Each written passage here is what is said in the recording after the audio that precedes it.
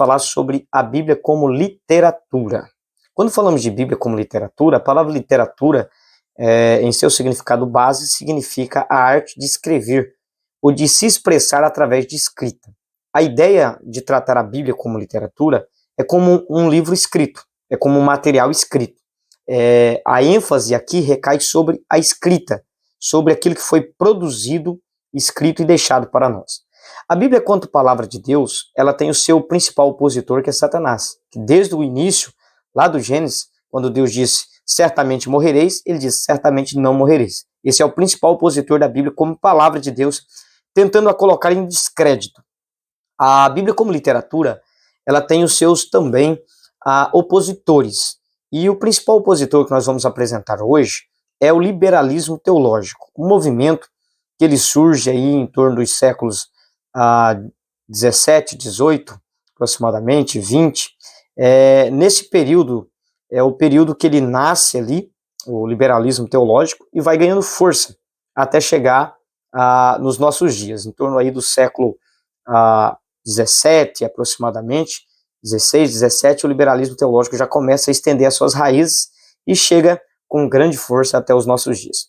O liberalismo teológico, ele é, na verdade, o fruto, a consequência dos movimentos que estavam acontecendo na humanidade por esse período. Nós temos, por exemplo, o renascimento cultural, que acontece em torno dos anos 1350 a 1600, que é, na verdade, um nascimento ou um renascimento na arte, na filosofia e na ciência do antropocentrismo. Até um momento, Deus era tido como centro. As figuras, as artes, as filosofias eram feitas em torno da pessoa de Deus. A crença num Deus que tudo coordena, que tudo controla, que tudo cria. Então, a partir do renascimento cultural, isso começa a mudar. O homem começa a se tornar o centro, o promotor e o principal personagem de todas as coisas. E então, o ser humano começa a se tornar o centro de todas as coisas, aonde vem a expressão antropoformismo ou antropocentrismo, onde o homem se torna o centro de todas as coisas. Com esse movimento do Renascimento, nós temos também o movimento do Iluminismo, 1685 a 1815, essas são datas aproximadas. O Iluminismo é um movimento que coloca a razão, a intelectualidade humana acima de qualquer coisa. O ser humano, na sua capacidade intelectual, de raciocínio, ele consegue definir o certo e o errado por si mesmo.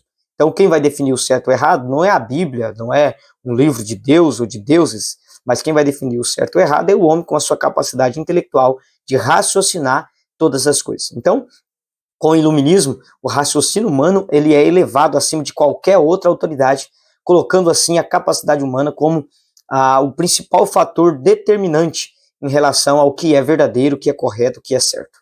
Então, a partir daí, a teologia começa a sofrer essas influências. E dentro do campo teológico, muitos teólogos que já não acreditavam mais de fato de verdade nas escrituras, como palavra de Deus, não acreditavam mais nos sinais, nos milagres, na providência de Deus, eles começam a desenvolver o liberalismo teológico, que é liberar-se dos princípios verdadeiros e básicos da fé cristã e começar a se aderir à ideia da racionalidade do iluminismo.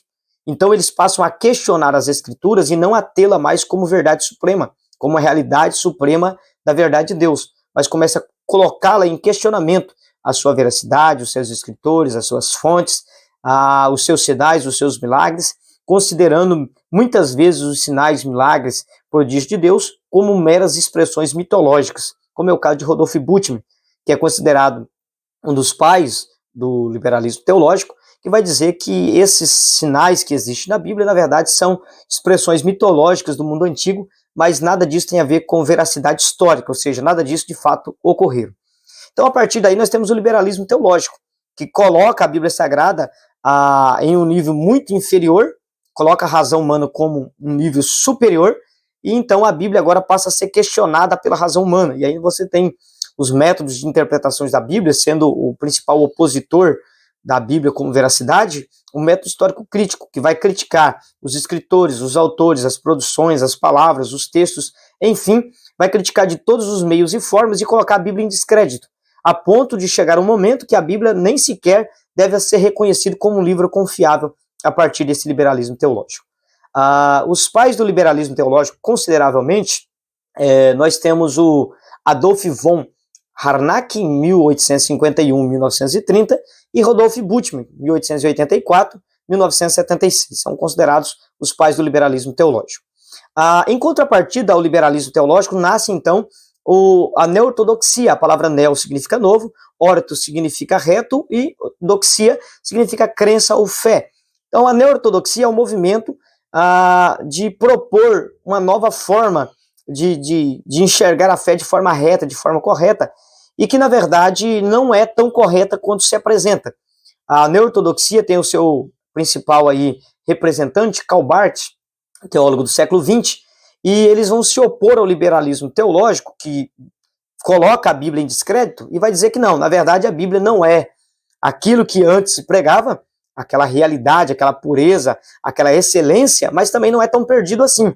Ele vai tentar construir aí um equilíbrio entre as pregações antigas da ortodoxia, que defendia que a Bíblia era totalmente reta, totalmente verdadeira, totalmente pura, inegociável, inerrante, infalível, e eles vão tentar equilibrar entre essa ortodoxia e o liberalismo.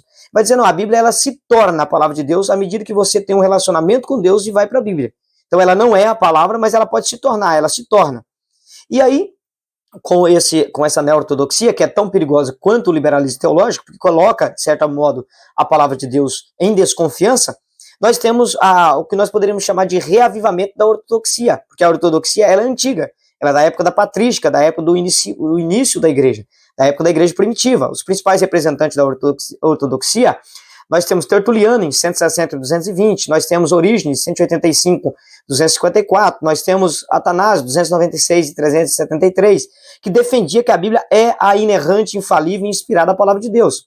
E na época da Reforma, isso vai renascer, através de Martinho Lutero, na Alemanha, em 1483 e 1546, da França, através de João Calvino, 1519 e 1564, e agora, na idade pós-moderna, aí, né, no pós-modernismo, nós temos no movimento pentecostal também homens que defendem a ortodoxia da Bíblia, como temos o caso de Eurico Bergsten, na Finlândia, que ele, em 1913 e 1999, que ele defende que a Bíblia é a inerrante, infalível e inspirada palavra de Deus. Nós temos também na norte da América o Stanley Orton, 1916 e 2014, que também vai defender, e temos no Brasil Antônio Gilberto, 1927 e 2018, que defende que a Bíblia é a inerrante, infalível e verdadeira palavra de Deus. Que Deus abençoe.